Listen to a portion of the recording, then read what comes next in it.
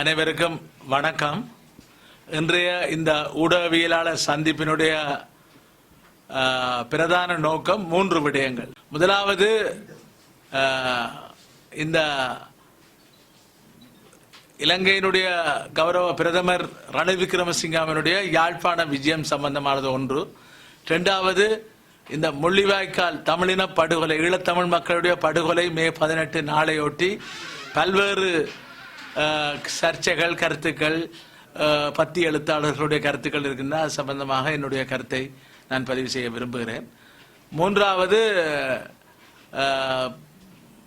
இலங்கையினுடைய அமைச்சர், சகவாழ்வு அமைச்சர் கௌரவ மனோ கணேசன் அவர்கள் என்னை பற்றி ஒரு ஊடகங்களுக்கு இன்று சிங்கள பத்திரிகைக்கு கருத்து தெரிவித்திருக்கார்.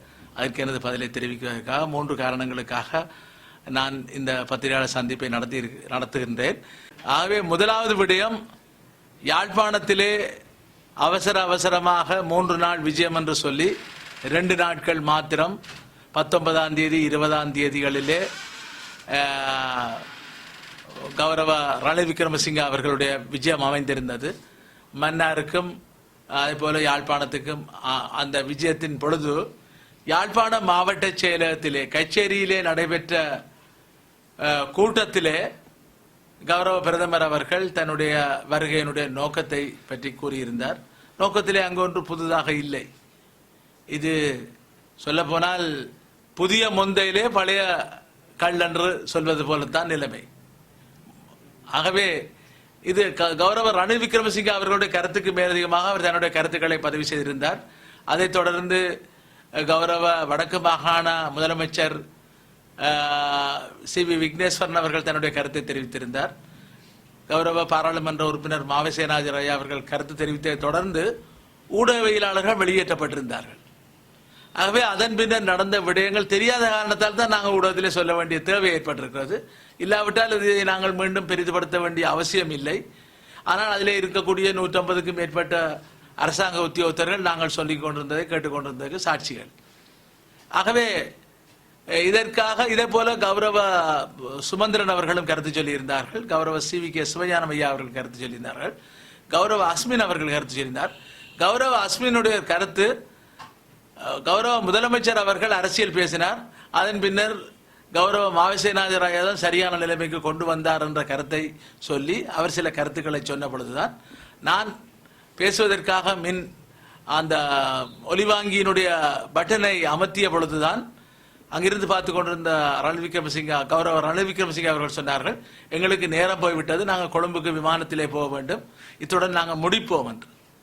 அப்பொழுது அதே நேரத்திலே சமகாலத்திலே கௌரவ ஆனோல்ட் அவர்களும் எனக்கு பக்கத்திலே இருந்தார். அவரும் அந்த ஒலிவாங்கியினுடைய பட்டனை அமர்த்தி இருந்தார். நான் அவருக்கு சொன்னேன், நீங்கள் பேசுங்கள் என்று. அவர் பேசி முடிந்த உடனும் மீண்டும் சொன்னார், இல்லை எங்களுக்கு நேரம் போகிறது என்று. நான் இல்லை பட்டனை அமர்த்தி விட்டு நான் சொன்னேன், நான் கௌரவ பிரதமர் அவர்களே, நான் சுருக்கமாக கூற விரும்புகிறேன் என்று. நான் சொன்ன விடயம் இதுதான். அதாவது வலிகாமம் வடக்கிலே உயர் பாதுகாப்பு வலயத்திலே இப்பொழுது சுமார் 4500 ஏக்கர் நிலப்பரப்புகள் படையினருடைய ஆக்கிரமிப்பில் உள்ளது என்ற வார்த்தையை பாவித்தேன். ஆங்கிலத்திலே தான் மற்றவர்கள் உரையாற்றிய காரணத்தால் நானும் ஆங்கிலத்திலே உரையாற்றி இருந்தேன். ஸ்ரீலங்கன் மிலிட்டரி ஆக்கியூபேஷன் என்று சொல்லியிருந்தேன். ஆக்கியூபேஷன் என்றால் உங்களுக்கு தெரியும், பலஸ்தீன மண்ணை இஸ்ரேல் ராணுவம் ஆக்கியூபை பண்ணியிருக்கிறது, ஆக்கிரமித்திருக்கிறது என்று.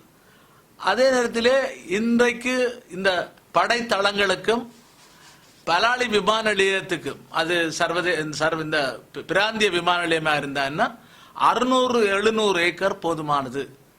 இன்றைக்கு இந்தியாவில் அமைக்கப்பட்டிருக்கின்ற இந்த விமான ஓடுபாதை என்பது A320 ரக ஏர்பஸ் இங்கிருந்து புறப்படவும் தரையிறங்குவதற்குமான வசதிகளை கொண்டிருக்கிறது. அந்த ஏர்பஸ் என்பது பலாலிலிருந்து இடையிலே நிறுத்தாமல் நேரடியாக துபாய் வரை, இல்லாவிட்டால் புதுடில்லி வரை, சிங்கப்பூர் வரை பயணம் செய்ய முடியும். எங்களுக்கு இவ்வளவு போதுமானது. நேரே இங்கிருந்து நாங்கள் லாஸ் ஏஞ்சல்ஸ் அமெரிக்காவுக்கோ அல்லது கனடாவுக்கோ அல்லது ஆஸ்திரேலியா சிட்னிக்கோ போக வேண்டிய அவசியம் இல்லை. பிளைட் இங்க இருந்து வர்றது அங்க போய் விளங்குறதுக்கு அப்படி இங்க இலங்கையிலேயே போய் இல்லை. இலங்கையிலே நான் அதுல இலங்கையில இல்லைன்னு சொல்லவில்லை. 340 ரக பஸ்ஸுக்காகத்தான் இப்பொழுது கட்டுநாயக்கா தயாராக இருக்கிறது. 340 இறங்க முடியாத ஒரு பிரச்சனை இருக்குது, உள்ள நடந்து போச்சுட்டு. அப்படியான வசதி எங்களுக்கு தேவையில்லை. எங்களுக்கு அங்கோட எங்களுக்கு அது கூட இல்லை. அதை நான் அவரை சொல்லவில்லை. எங்களுக்கு திருச்சியில் சென்னையில் இறங்கி விட்டால் எங்களோட புலம்பெயர் தமிழர்கள் அங்கேருந்து வந்து திருமணத்தை வந்து பெங்களூரில் இறங்கி இங்கே ஃப்ளைட்டில் வந்தால் எங்களுக்கு காணும். அவே இதை சொல்லிவிட்டு நான் இன்னொன்று சொன்னேன். விடுதலை போராட்ட இயக்கத்திலே 83 வரை 5 ஆயுத போராட்ட இயக்கங்களிலே நாங்கள் இருந்த பொழுது மொத்த எண்ணிக்கை 100க்கு குறைவாகத்தான் இருந்தோம் எல்லோரும்.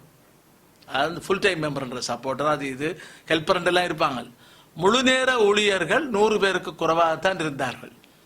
அதுக்கு பிறகு கருப்பு ஜூலைக்கு பிறகுதான் பல்லாயிரக்கணக்கிலே ஆயுத போராட்ட இயக்கத்திலே இணைந்தார்கள்.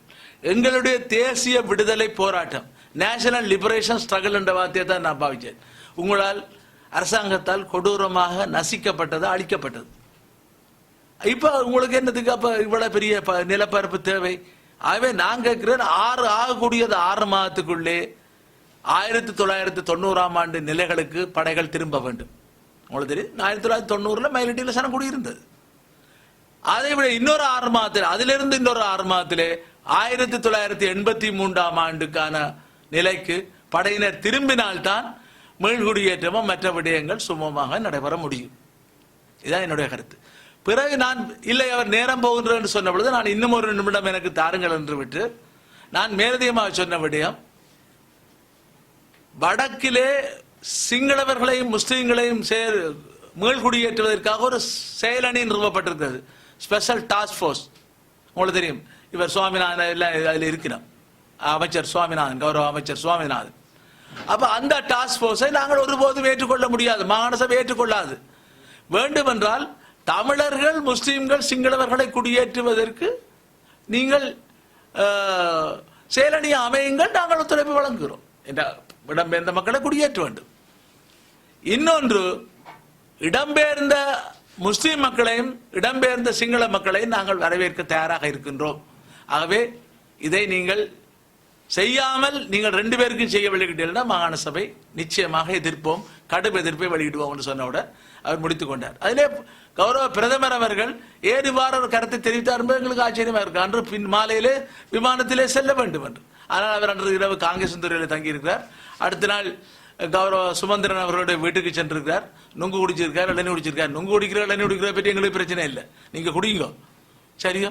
ஹெலிகாப்டர் எல்லாம் பார்த்துருக்கீங்க, பாருங்க.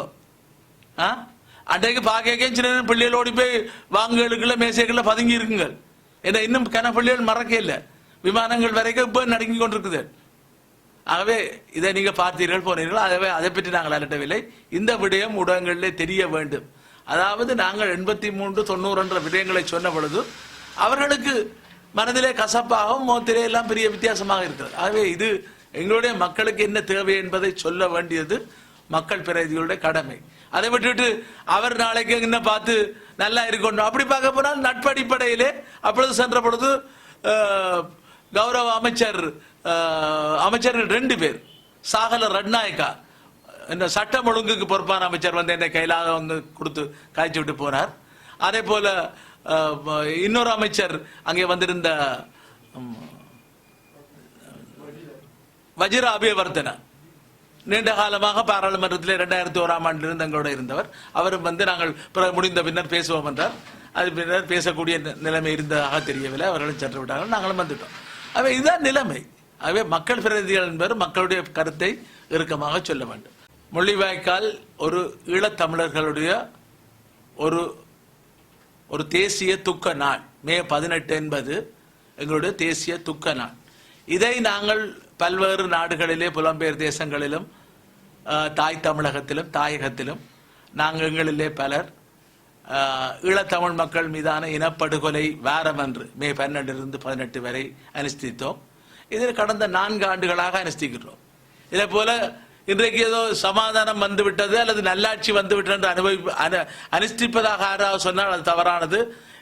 என்னை பொறுத்தளவிலே நாங்கள்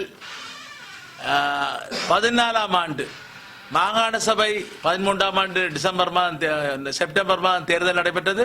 14ஆம் ஆண்டு வடக்கு மாகாண சபைக்கு முன்னாலே அந்த நினைவேந்தலிலே நாங்கள் தீபம் ஏற்றி அதை தட்டி போலீசார் காலால் மிதித்ததை நீங்கள் ஊடகவியலாளர் படம் பிடித்தது உலகம் பல பேர் அதை பார்த்தார்கள். ஆகவே நாங்கள் ஒன்றும் மைந்த இருக்கைக்க பதுங்கி இருந்து போட்டு இப்ப மைத்திரி வந்தவன் நான் ஓடி வந்து வாழ் காட்டுகிறான் யாருன்னு சொன்னால் அது சொல்றவர்களுக்கு சொல்லுங்கள், எங்களுக்கு சொல்ல வேண்டாம். இதே போலதான் பிரதேச கட்சி மத அரசியலை கடந்து இந்த தேசிய துக்க நாளாக ஒரே இடத்திலே எதிர்காலத்திலாவது பல்லாயிரக்கணக்கிலே ஒன்று கூட வேண்டும். அதே போல அன்றைய தினம் நான் படையினருடைய கெடுபிடி காரணமாக ஒழுங்கு செய்யப்பட்ட போக்குவரத்துகள் சீர்குலைக்கப்பட்டதன் காரணமாக 9:30 மணிக்கு ஆரம்பமாகிய அந்த விழாவுக்கு அந்த நிகழ்ச்சிக்கு நினைவேந்தல் நிகழ்வுக்கு நான் 10:15 தான் வந்து சேர்ந்தேன். அப்பொழுது மாண்புமிகு முதலமைச்சர் மாண்புமிகு எதிர்க்கட்சி தலைவருடைய உரைகள் முடிவடைந்து பொதுமக்கள் விளக்கேற்றி கொண்டிருந்தார்கள். கூட்டமாக இருந்த காரணத்தால் நாங்கள் எடுத்து வந்த விளக்குகளை வைத்து அந்த ஏற்றி அஞ்சலி செலுத்திய பொழுது அதே வளாகத்திலே அதே பக்கத்தில் இதுல ஒரு கோயில்ல ஒரு இடத்துல கற்பூரம் கொளுத்தலாம், எல்லா இடம் கொளுத்தலாம். இதே போல மாவீரர் துயிலும் இல்லத்திலே நூற்றுக்கணக்கான ஆயிரக்கணக்கானவர்கள் பந்தங்களை ஏந்துவார்கள். ஆகவே ஒரு பந்தம் ஒரு இடத்திலாம் கொளுத்துறாண்டு இல்லை. ஆகவே ஒவ்வொருவரும் செய்வது போல செய்ததை ஒரு சிலர் தவறாக நான் இது தனியாக செய்ததாக ஒரு சில பத்திரிகைகளும் சொல்லியிருக்கிறார்கள். ஒரு சில இணையங்கள் அல்லது புத்தகங்களில் வந்ததாக கேள்விப்பட்டேன். ஆகவே அவர்களும் புரிந்து கொள்ள வேண்டும். எங்களை பொறுத்தளவிலே இது எல்லாவற்றையும் கடந்து ஒரே இடத்திலே நாங்கள் கூடி அஞ்சலிக்கின்ற ஒரு பிரதான நிகழ்வாக இருக்க வேண்டும். கல்யாண வீட்டை நாங்கள் வேறு வரையா செய்யலாம், செத்த விட ஒரே இடத்துல சொல்லணும். சொல்லுவாங்க செத்த வீட்டுக்கு சொல்லாட்டியும் போறதுண்டு. அது மாதிரி தான் இது ஒரு எங்களுடைய தமிழருடைய தேசிய துக்க நாள். ஆகவே இதை நாங்கள் ஒரு வாரமாக வேறு வேறையா சின்ன கொண்டாடிட்டு ஒரே இடத்திலே மிகப்பெரிய அளவிலே பிரதான நிகழ்வை நடத்தக்கூடியதாக எதிர்காலத்திலாவது நிகழ்வுகள் நடத்தப்பட வேண்டும் என்ற விடயம். அவர்கள் மீதான விமர்சனங்களை வசைபாடுகின்றதையும் மக்கள் கைவிட வேண்டும். ஏனென்றால் இல்லாவிட்டால் அவர்கள் சொல்வார் அதனால நாங்கள் வருவதில்லை, அல்லது உங்களை பார்க்க வர இல்லைன்னு சொன்னால் வந்தால் இப்படி சொல்வார்கள். ஆகவே கருத்துக்களை நீங்கள் அவர்களுடன் பின்னர் ஒரு உரிய நேரங்களிலே அவர்களுடன் நீங்கள் சம்பாஷிக்கலாம். ஆனால் இவ்வாறான தேசிய துக்க நிகழ்விலே உங்களுக்கு தெரியும், எதிரி கூட எங்கட செத்த வீட்டுக்கு வந்தா நாங்கள் அவனை வந்து பேசி வீட்டை விட்டு வெளியில போன்னு சொல்லக்கூடாது. ஆகவே அதுக்கு நான் இப்ப சொல்லவில்லை கௌரவ சம்பந்தன் ஐயாவை எதிரி என்று. ஆகவே கௌரவ சம்பந்தன் ஐயாவுடன் ஆனால் ஊடகவியலாளருக்கு இருக்க உரிமையை நாங்கள் மதிக்கிறோம். அவர் உரையாற்றி முடிந்ததன் பின்னர் ஊடகவியலாளர்கள் தங்களுடைய கேள்விகளை கேட்கலாம், அதிலே பிரச்சனை இல்லை. அதனால் குறுக்கீடு செய்வது என்பது தவிர்க்கப்பட்டிருக்கலாம். ஆனால் அதை விடுத்து பொதுமக்கள், நான் சொல்வது இப்ப ஊடகவியலாளர் சம்பந்தமான விடயம் அல்ல, பொதுமக்கள் கண்டபாட்டிலே சொல்வது என்பது மக்கள் வேதனையிலே இருக்கிறார்கள், நொந்து போயிருக்கிறார்கள், பாதிக்கப்பட்டிருக்கிறார்கள். ஆகவே அவர்கள் ஆயிரத்தை சொல்கின்ற பொழுது இது எங்கள் மத்தியிலே தேவையில்லாத பிளவை ஏற்படுத்தி எதிரிக்கு வாய்ப்பாக போகும். ஆகவேதான் நாங்கள் சொல்ல விரும்புகிறோம், மக்கள் மிகவும் நொந்து போயிருக்கிறார்கள், வேதனையில் இருக்கிறார்கள். அந்த வேதனையை நாங்கள் புரிந்து கொள்ள வேண்டும். ஆகவே அந்த அடிப்படையில் இனிமேல் எதிர்காலத்திலாவது நடவடிக்கை எடுக்கப்பட வேண்டும். மூன்றாவது விடயம், நான் கௌரவ மனோகணேசன் அவர்கள், அவர் கௌரவ சகவாழ்வுக்கான அமைச்சர், உரையாடல் அமைச்சர். அது முன்னாளிலே அவரை டயலாக் மினிஸ்டர் என்றார்கள், பின்னர் அவர் ஏதோ வேறு ஒரு மினிஸ்டர் என்றார்கள். என்றால் அது அந்த அளவுக்கு தான் நிலைமைகள் இருந்தது. அரசாங்கம் அவ்வாறு தான் ஒரு அமைச்சரவை அந்தஸ்துள்ள ஒரு மலையத்தினுடைய ஒரு தலைவனாக இருக்கக்கூடிய கௌரவ மனோகணேசனை அரசாங்கம் பார்க்கின்ற விடயம். ஆகவே நாங்கள் மலைய மக்களை மதிக்கிறோம், மலைய மக்களுடைய தலைவர்களில் ஒருவராக இருக்கக்கூடிய கௌரவ மனோகணேசனை மதிக்கிறோம். ஆனால் அவர் கருத்து சொல்கின்ற பொழுது ஞானாசாரர் தேரியர், பொது பலசேனாவை பற்றிய ஞானாசார தேரரை பற்றி சொல்லிவிட்டு ஞானாசார தேரரும் சிவாஜிலிங்கமும் மச்சான்மார், நீங்கள் யாராவது யாரையும் பார்த்து மச்சான் பாட் போடுகிறீர்களோ எங்களுக்கு தெரியாது, நான் ஒருவரையும் பார்த்து மச்சான் பாட் போடுவதில்லை. நாங்கள் சகோதரராக பழங்குகின்றோம். பெரியவர்கள் என்றால் ஐயா என்றுவோம், மற்றவர்கள் வேண்டாம் சகோதரர்கள் என்றுவோம், அல்லாட்டி தம்பி என்றுவோம். அவர் ஏன் இது என்ன இது பார்க்க போனா யாழ்ப்பாணத்திலே சொல்லுவார்கள், தென்னை வட்டிலே தேள் கொட்டினால் பனை வட்டிலே தெறிக்கட்டு பண்ணுவார்களாம். பனை மரத்தில், தென்னை மரத்தில் தேள் கொட்டுறது. ஞானாசாரிய தேரியர் உங்களோட வந்து பிரச்சனை பட்டிருந்தால் ஞானாசாரியரோட கைக்கிறேன் தேவையில்லை, ஜுவாயிலிங்கத்தை எழுக்கிறேன். ஜுவாயிலிங்கத்தை பற்றி கருத்து கூறுவதற்கோ அல்ல விமர்சிப்பதற்கோ உங்களுக்கு இருக்க உரிமையை நான் மறுக்கவில்லை. ஏன்னா அவரோட இந்த மொட்டந்தலைக்கும் முழங்காலுக்கு வேன் முடிச்சு போடுகிறீர்கள். ஞானாசார ஜுவாயிலிங்கம் ரெண்டு பேரும் சேர்ந்து நாங்கள் ஒரு பிரச்சனையை செய்திருந்தால், ஒரு கருத்தை சொல்லியிருந்தால் ரெண்டு பேரும் நீங்கள் ஏதாவது சொல்லலாம். ஆகவே கௌரவ மனோகணேசன் அவர்கள் இனிமேலாவது தன்னுடைய கருத்துக்களை மிகவும் நாகரிகமாகவும் தேவையை உணர்ந்தும் செயற்படுமாறு கேட்க விரும்புகிறோம். எங்களை பொறுத்தளவிலே நீங்கள் உங்களுடைய தலைவர்கள் நாங்கள் எல்லோரும் சேர்ந்து மலையக மக்களுக்கும் ஒரு பிராந்திய சுயாட்சியை பெறக்கூடிய விதத்திலே ஆட்டோனமஸ் ரீஜன் பிராந்திய சுயாட்சியை பெறக்கூடிய விதத்திலே அது மலையக மக்களுடைய பிரச்சனையை தீர்க்கப்பட வேண்டும், இலங்கை தமிழ் மக்களுடைய பிரச்சனையை தீர்க்கப்பட வேண்டும், முஸ்லிம் மக்களுடைய பிரச்சனையை தீர்க்கப்பட வேண்டும். முஸ்லிம் மக்களுக்கு முழுமையான வடக்கு கிழக்கு இணைந்த வடக்கு கிழக்கிலே முழுமையான பிராந்திய சுயாட்சி அவர்கள் விரும்புகின்ற தீர்வை நாங்கள் கொடுக்கக்கூடிய ஒரு நிலைமை இருக்க வேண்டும். அதே போல அதே நேரத்திலே மலையக மக்களுக்குமான அந்த உரிமையை கொடுப்பதற்கு நாங்கள் எல்லோரும் போராடி வாதாடி பெற்றுக் கொடுக்க வேண்டும். இலங்கையிலே இனப்பிரச்சனை தீர்க்கப்படுகின்ற பொழுது அது சிங்களவர்களுக்கு சமமாக அவர்கள் எண்ணிக்கையிலே பெருமாக இருந்தாலும் அது மலையக தமிழ் மக்களாக இருக்கட்டும், இலங்கை தமிழ் மக்களாக இருக்கட்டும், முஸ்லிம்களாக இருக்கட்டும், எல்லோரும் சமமாக வாழக்கூடிய நிலைமையும் மத ரீதியாகவும் நாங்கள் எல்லோரும் சமமாக வாழக்கூடிய நிலைமையை உறுதிப்படுத்த வேண்டும். நேற்றைய தினம் கூட எங்களுடைய ஒரு சந்திப்பிலே 5 கட்சிகளுடைய சந்திப்பு நடைபெற்றது. சந்திப்பு முடிவடைந்ததை தொடர்ந்து பொதுமக்களிலே ஒரு சிலர் அங்கே வந்திருந்தார்கள் வேறு அலுவலர்களுக்காக எங்களை பார்ப்பதற்காக. அவர்களிலே ஒருவர் பார்த்து கேட்டார், கௌரவ சித்தார்த்தன் அவர்களை பார்த்து, கௌரவ சரவணவான் வீட்டுக்கு ஜனாதிபதி வந்து மகளுக்கு கேக் வெட்டினார், கௌரவ பிரதமர் வந்து கௌரவ சுமந்திரன் வீட்டிலே இளநீர் நொங்கு குடித்தார், உங்கள் வீட்டுக்கு யார் வரப்போகிறார்கள் என்று அவர் கொஞ்சம் நட்புறவு அடிப்படையில் அவர் நீண்ட கால ஒரு அறிமுகமானவர். நான் சிரித்துக் கொண்டு அவரும் நின்றார், அப்படி ஒன்றும் இல்லை என்று. ஆகவே மக்கள் மனநிலையிலே நாங்கள் நொந்து போயிருக்கின்ற பொழுது நீங்கள் இவ்வாறு செய்து கொண்டிருக்கின்ற எண்ணம் எல்லார் மத்தியிலும் ஏற்பட்டிருப்பதை எங்களோட கௌரவ பாராளுமன்ற உறுப்பினர்கள் புரிந்து கொள்ள வேண்டும். நீங்கள் அவர்களுடன் பேசுவதோ தேநீர் குடிப்பதோ நீங்க அப்பம் சாப்பிடுவதோ நாங்கள் ஒன்றும் பிழை சொல்ல வரவில்லை. ஆனால் மக்கள் நீங்கள் சொன்னது போல தெருவோரங்களிலே தங்களுடைய காணிகளை மீட்பதற்காக காணாமல் போன உறவுகளை தேடி அலைந்து கொண்டிருக்கின்ற நேரத்திலே, ஏன் வேலையற்ற பட்டதாரிகள் வீதிகளிலே இருக்கின்ற இந்த நேரத்திலே இவ்வாறான நிலைமைகளை மக்கள் ஒரு விதமான கண்ணோட்டத்திலே பார்க்கிறார்கள் என்பதை ஏன் நீங்கள் புரிந்து கொள்கிறீர்கள் இல்லை என்பதுதான் எங்களுடைய ஒரு தாழ்மையான கருத்து. நிச்சயமாக இலங்கை அரசாங்கம் தங்களை தாங்களே நல்லாட்சி அரசாங்கம் என்று சொல்லிக்கொண்டு மிகவும் நாசூக்காக தங்களுடைய அடக்குமுறையை, உங்களுக்கு தெரியும், நான் ஒரு வாரமாக இந்த ஈழத்தமிழ் மக்களுடைய படுகொலை வாரம் என்று சொன்ன பொழுது பாதுகாப்பு ராஜாங்க அமைச்சர் கௌரவ ருவான் விஜயவர்தனாவுடைய கருத்தை எதிர்கொள்ள வேண்டி ஏற்பட்டது. கௌரவ முன்னாள் இராணுவ தளபதி ஃபீல்ட் மார்ஷல் சரத் பொன்சா அவருடைய கருத்தை எதிர்கொள்ள வேண்டியிருந்தது. அதே போல ஜாதிய உரிமையினுடைய ஊடக பேச்சாளருடைய கருத்தை எதிர்கொள்ள வேண்டியிருந்தது. இவ்வாறு பலருடைய கருத்துக்கள், ஏன் நேற்று முன்தினம் கூட ஸ்ரீலங்கா சுதந்திர கட்சியினுடைய ஒரு வாலிப முன்னணியினுடைய பேச்சாளர் அவர் தன்னுடைய கருத்துக்களை சொல்லியிருக்கார். ஆகவே இவ்வாறு பலரும் பலவிதமாக சொல்கின்றதன் மூலம் ஒரு அச்சுறுத்தல் தான் எங்களுக்கு. நாங்கள் ஒரு நீண்ட காலமாக இருக்கக்கூடிய முன்னாள் பாராளுமன்ற உறுப்பினர், மாநசபை உறுப்பினர், எங்களுக்கே இவ்வளவு தூரம் அச்சுறுத்தல் விடுக்கப்படுகின்றது என்றால், தொலைபேசி வாயிலாகவும் மற்றும் வாயிலாகவும் அவர்கள் விடுக்கின்றார்கள் என்றால், சாதாரண பொதுமக்களுடைய நிலைமை மிகவும் பரிதாபமானது. ஆகவே 7 தனியார் நிறுவனத்திலே கடமையாற்றியவர்களை நிறுத்தியது என்பது மிக தவறானது. அந்த நிறுவனம் திருப்பி அவர்களை வேலைக்கு எடுக்க வேண்டும். இல்லாவிட்டால் அந்த நிறுவனத்தை நாங்கள் வடக்கிலே இயங்கக்கூடாது, மக்கள் பகிஷ்கரிக்க வேண்டும் என்ற கோரிக்கையை நாங்கள் வைப்போம் என்பதை அந்த ஊடகத்துக்கு தெரிவிக்க விரும்புகிறோம். ஊடகத்தின் பெயரை பற்றி நாங்கள் இப்ப பேச விரும்பவில்லை. இவர்கள் அதை மீள எடுக்காமல் விடுவார்களாக இருந்தால் அந்த ஊடகம் பிரச்சனைக்கு உள்ளாக்கப்படும் என்பதை நாங்கள் பகிரங்கமாக சொல்லிக்கொள்ள விரும்புகிறோம்.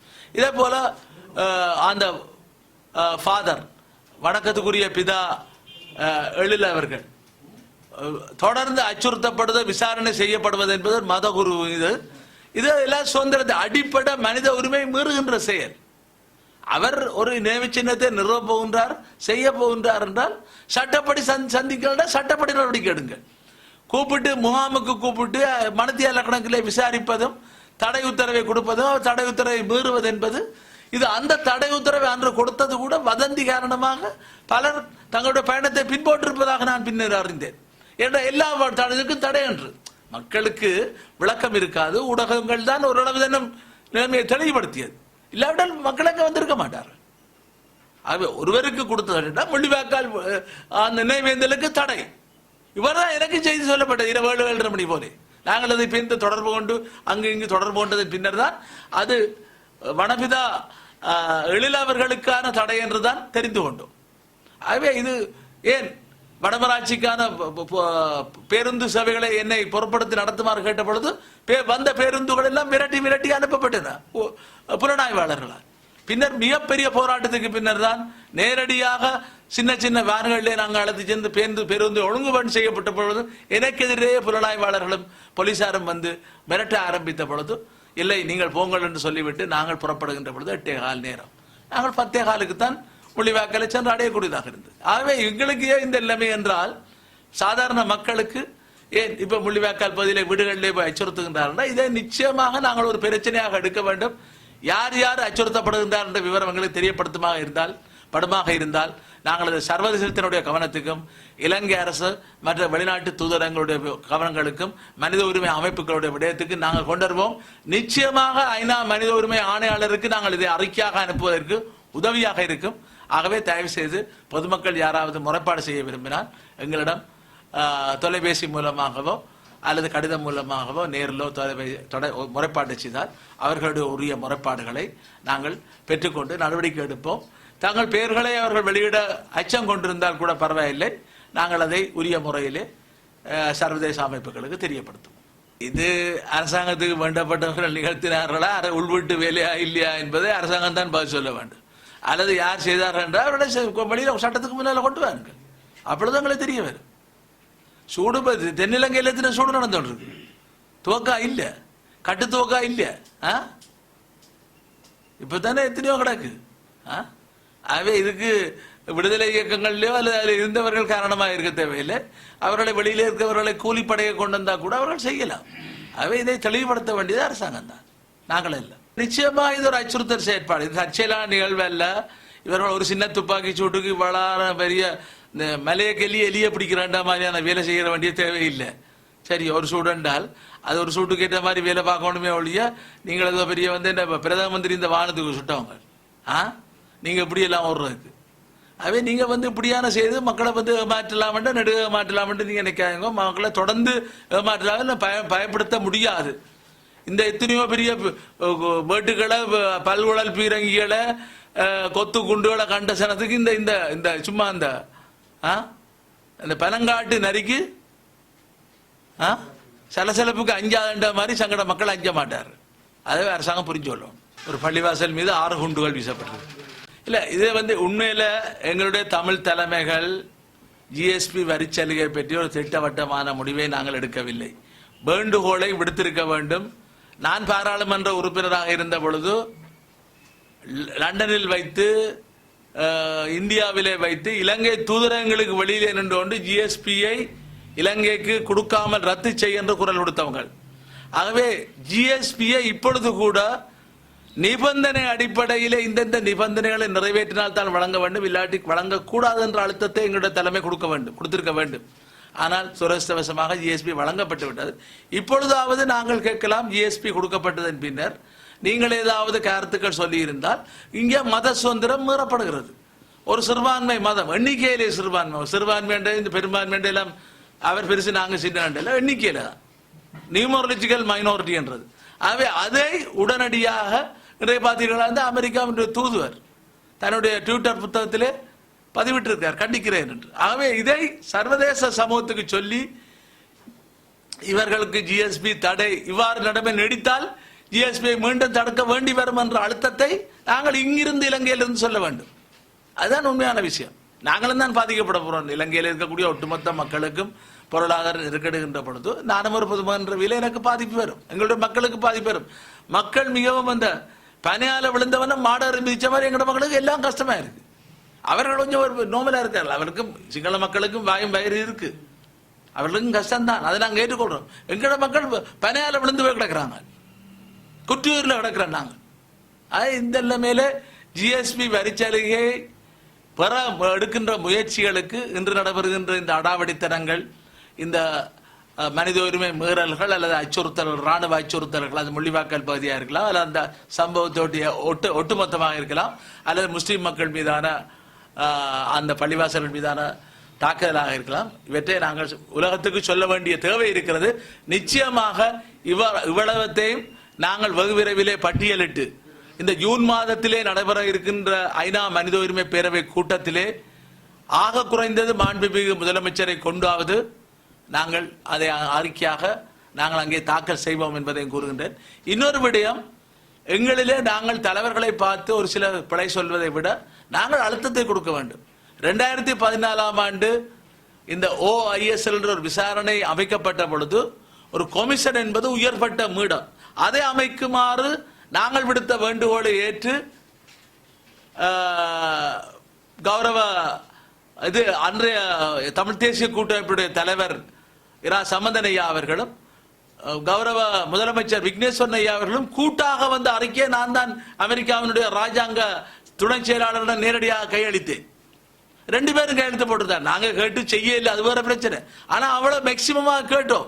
அதுபோல எங்கள் மக்களுக்கான நீதியை கோருவதிலே இன்றைய எதிர்கட்சி தலைவரும் இன்றைய எங்களுடைய வடக்கு மாகாண சபை முதலமைச்சரும் இனத்தினுடைய விடுதலைக்காக இரட்டைக்குழல் துப்பாக்கியாக இயங்குகிற நிலைமை வர வேண்டும். வந்தால் மக்கள் சந்தோஷம் அடைவார்கள், நாங்கள் எல்லோரும் மகிழ்ச்சி அடைவோம்.